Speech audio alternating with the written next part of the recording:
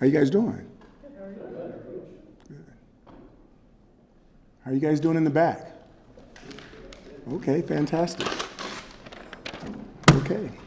We're going to start with a brief opening statement from Coach, and then after that we'll take questions. Coach, you want to lead us off? Obviously excited about the win. We're excited about our new opponent playing the Cadets. Coach Monken is someone that I've known for quite a while. It's going to be Military Appreciation Week. We're excited about that as well. And we know that we have our hands full. Anytime you're playing the academy, you're playing some of the best men that we have to offer. And we're excited about that. Questions? Emily, you can lead us off. We talked on Saturday about how there were some plays, like during the game, and some calls, officiating calls, that you didn't see with your own eyes and you wanted to watch film on. I'm curious if anything came up watching film where you're like, I was right, they were wrong, or opposite? There were some times where I think it came out 50-50. I thought that there were some good calls and there were some bad calls. We've turned some things in. I'll just leave it at that. Chris? Along those lines, I was curious what you thought of like the number of roughing the passer penalties and the need to protect the quarterback and that balance. I went back and checked that rule because I wanted to get in detail, and I really want to say it was either, I'm going to be wrong now, it's either 2014 or 2016, one of those two dates we changed the rules. You're not allowed to hit quarterbacks below the knee, and I thought they did a nice job of enforcing that rule. They need to just make sure it's below the knee. How about Marlowe's? Like, is there anything that he could do differently? He's trying to deflect the pass and he catches the guy in the head. You're not allowed to hit quarterbacks in the head. That's CTE. You guys know that. You're not allowed to go to their head. But if you keep it above the knee and beneath the chin, then I believe you're good. So I guess I think, like, from a teaching standpoint, right? Is there anything you need to teach? Like, does he not slap at it, or can you teach him any differently? He needs to touch that guy underneath the chin and above the knee. Time? After watching the tape, what did you think of the way the offensive line played in that game? I thought for the most part they were okay. That is a very, very difficult front. They haven't allowed anyone to really run the ball on them. And they're stout in there, and they're stout for a reason. The league they play for, they've got to be stout, and they've got to be able to stop the run for those November outdoor games and mid-October outdoor games. So they did exactly what they were supposed to do. They stopped the run, but that makes them vulnerable in other areas. Are you impressed with it being a plug and play with some of the injuries, the way that these guys have been able to mesh kind of so quickly week to week? I don't know about the mesh. The mesh is continuing, but be able to come in and have the attitude, the next man up, that's the attitude that we always have to have. Coach, what do you expect from your other pass catchers going forward to help replace the production that Rondé gets and was putting up before? Catching the ball would be great. Henry? Just back to the offensive line, do you think it has improved since week one? You kind of talked after the first game, just how there's little things that you need to improve on. Do you think it's been improved? I think what's going on is the ones that have been there from the very first are improving. Anytime you have a new guy that comes in, the other guys have to get a feel for him. And until they have that camaraderie of playing together for a while, you really don't have that completely jailed unit that you want to have. Michael, then Brent. Coach, do you have any updated timelines on some of the guys coming back from injury? Kalen, Joe, Trevor, any of them? Nothing that I can talk about. And Isaiah Jones, he was a bit limited in terms of his snap count in Purdue. Was there any injury-related reason to that? Not at all. Brent? Coach, speaking of the drops, you mentioned maybe the lights were an issue on Saturday. Did the film show you anything else about the issue with the receivers? No. How did you feel the passes were from Garrett in terms of being catchable Good. in that situation? Wyatt? With Rondé Gadsden now out, how do you feel like the tight ends are going to be, do you think they're going to be more involved going forward? I think what they have to do is they have to carve out a niche for themselves. We have other guys that play that position besides Rondé. Donovan Brown is also in that position. If Trevor Pena ever comes back, he's part of that position as well. He's one of those guys that we move around. But they have to carve out their worth. Going back, Jesse? Dino, a lot of good from the defense on Saturday. Just what have you seen from Jeremiah Wilson? He leads the team in tackles, 10 tackles, I believe it was. Just what have you seen from him and his progression since he stepped foot on campus? Jeremiah, the two guys, if you guys ever got an opportunity to see a whole practice where you wouldn't write everything, you would see in that practice that if everybody practiced the way Jeremiah does on defense and the way that LeQuint does on offense, that we'd be really, really, really good. We have guys that practice hard, but they enjoy practice. It's not practice for them. They don't play basketball for the 76ers. They really, really enjoy it, and they really do treat it like a game. Chris? You just said if Trevor Pena ever comes back, is there a chance that he's out for the season? I guess there's always chances. Brent? Coach, you've made a lot of military references, of course, grew up in a military family. How does that feel now that you play a team this week that's a military institution and just what that means to you personally? It's one of those things where it's a prideful thing. I told the guys, hey, these guys are different now. And they're officers, they're going to be officers and gentlemen when they get done with their service. And they're out there protecting us. And we need to give them the respect they deserve. And one of the things they would want us to do is play the best game that we could play so that when they're doing their best, they know exactly how they line up, how they stack up. And I'm talking about a team that is very capable of beating us and someone that the way they play the game and the way their head coach coaches the game, that I tip my hat to them. I have a lot of respect for those guys. Army has the unique advantage, for lack of a better term. They played in the Dome last week. It's kind of rare to have a team come in back-to-back. How do you factor that into your plans? We're gonna go as normal. And then the other thing would be Military Appreciation Day. I mean, they may have more fans than us. So we may be in our own place and our offense can't hear what's going on third down. So I understand the difference. And then I want to do a shout out to my nephew. My nephew graduated from the West Point 3 years ago. And he's off in one of those places where I'm not allowed to tell you where he's at because you're not supposed to know where he is. But take a lot of pride in those guys. They do a great job defending us, our country. I know Army's initiated a little bit of changes on their offenses this year and their offensive scheme. I'm just curious what you've seen out of them on film so far that maybe looks different than they have in recent years. I got one. This is what you'll love. Emily, they played an entire game and they didn't have a single penalty. You're playing someone that's absolutely locked in and focused. They will not give up on a single play and they'll play to the echo of the whistle. Fundamentally sound. It's a great challenge. Coach, Garrett Traders, that bootleg play successfully fooled the Purdue defense twice, once on the goal line, once near the tail end of the game. Was that a play that you ran in practice that also fooled your own defense? We like to believe that the faking capital of the world is Syracuse, New York.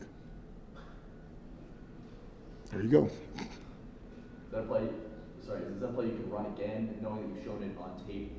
Is that something you can run again in another game and still expect to fool defenses? Once you have the art and the skill, you can do it whenever you like.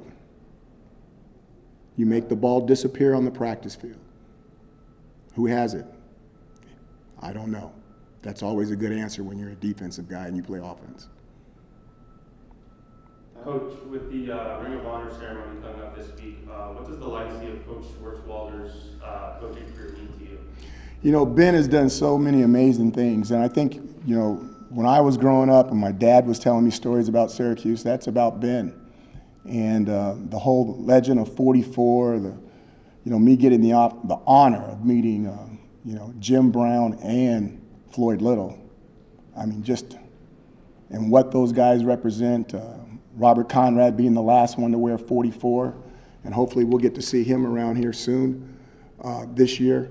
I mean, it's a big deal, and I think he did a lot for college football. People need to look into it, exactly what he did do, because I think he's a part of the history. Coach, we've seen a lot of the jumbo run package this year, especially on the goal line. In your eyes, why has that been so effective for you guys?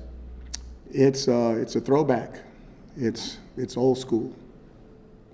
There's not a lot of plays out of it. It's E-mono on E-mono. When did that kind of start being worked into your practice, or was it players that brought it up? Was it something that came from the top that you wanted to start incorporating into the offense? You need to have the right mentality of people that wants to go back to that era.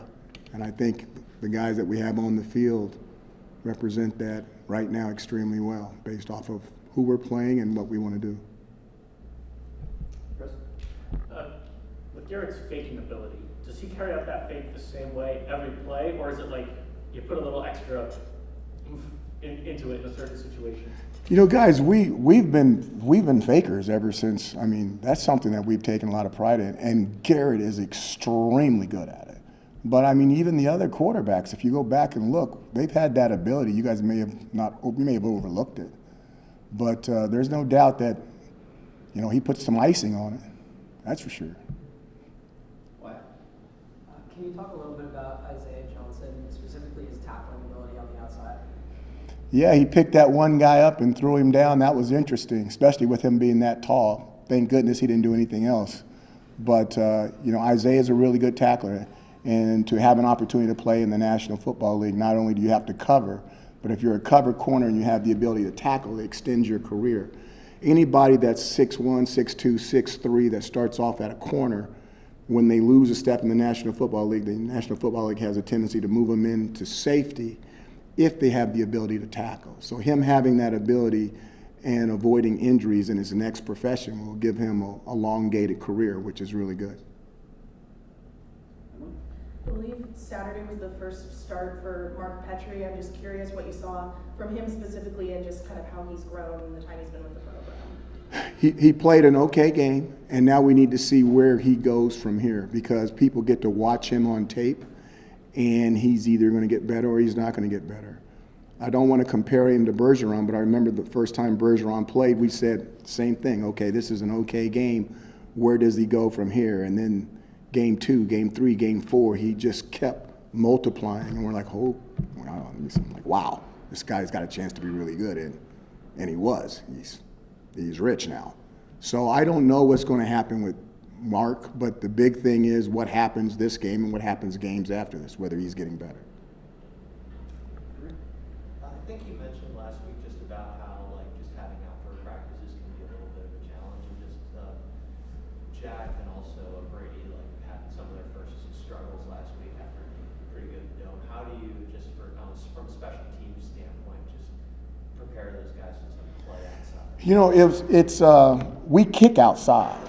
We kick outside. We just don't kick outside in a stadium with 61,000 people watching. And I'm not sure I can do the stadium 61,000 people part, but there's a reason why there's a first time for everything, and that was their first time for us in a situation like that, I believe, outside of Brady when we were in the Yankee Stadium with him last year. And I would hope that they would digest that, savor that, and start to relax more and do better. Coach Garrett said on the bootleg plays that a lot of it is a feel.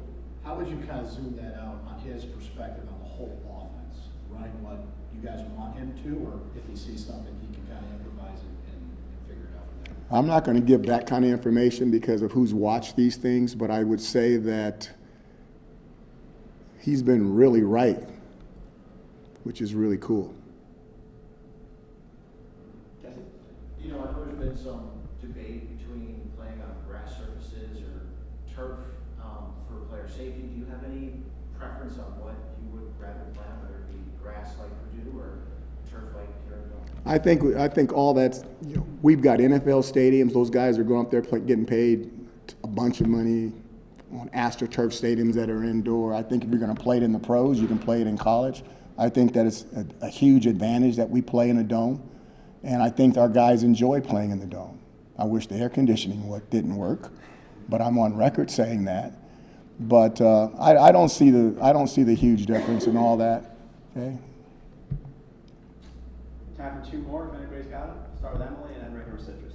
On Saturday, Marlo mentioned that Coach Long drew up a play in the locker room and they You may not have known about this. I was gonna ask what your perspective on that was, if you could share. This is what cute. you Go thought ahead. about Let it. me hear this. Well, he just said that Coach Long had drawn up a play in the locker room at halftime. They only got a couple minutes to kind of go through it. Didn't go into specifics about what the play was, but said that it executed well and they felt pretty good about it. I think any time that a guy that's painting a portrait, he's a master and he wants to do a stroke that someone else hasn't done before with the knowledge that he has, I think you should allow that person to have the creativity to be different. And just make sure they've got the experience to do that. And I believe he does. So whatever the play was blended in well enough that it seems like you weren't aware it was super new? I'm going through for the second time right now. I'm a little tardy based off of how late we got back. I'm at 1.5 on the go through. If I notice it, I'll let you know. Now that but you gave me a heads up that I get a chance to look for it. I have not seen it in the first half, and I'm going in the second half for the second time. So I will look for it. This is a good challenge. Last question, right here. Coach, after this weekend's game, Ashley from CNY Central tweeted that she'd love to see some sort of rivalry between Syracuse and Purdue. And I don't know, obviously I don't think you necessarily handle the scheduling in the future, but. Okay, wait, you got to stop because I did not hear the first part. You kind of just jumped at me. Start again. Ashley from CNY Central tweeted that she'd love to see some sort of rivalry in the future between Syracuse and Purdue. I know you don't necessarily handle scheduling, it's something the AD sort of handles, but is that something you ever think about in the future, whether you'd like to see a rivalry between your team and another team that you play? I'll say this with my athletic director that controls football in here. Football is the only sport that has no control over their non-conference. That is totally handled by people above us. Everyone else gets an opportunity to handle their non-conference. So whatever plays and whoever they decide for us to play, we will line up and we will play them. Okay? Thanks, Coach. Thank you. Thank you. Am I in trouble, Herm?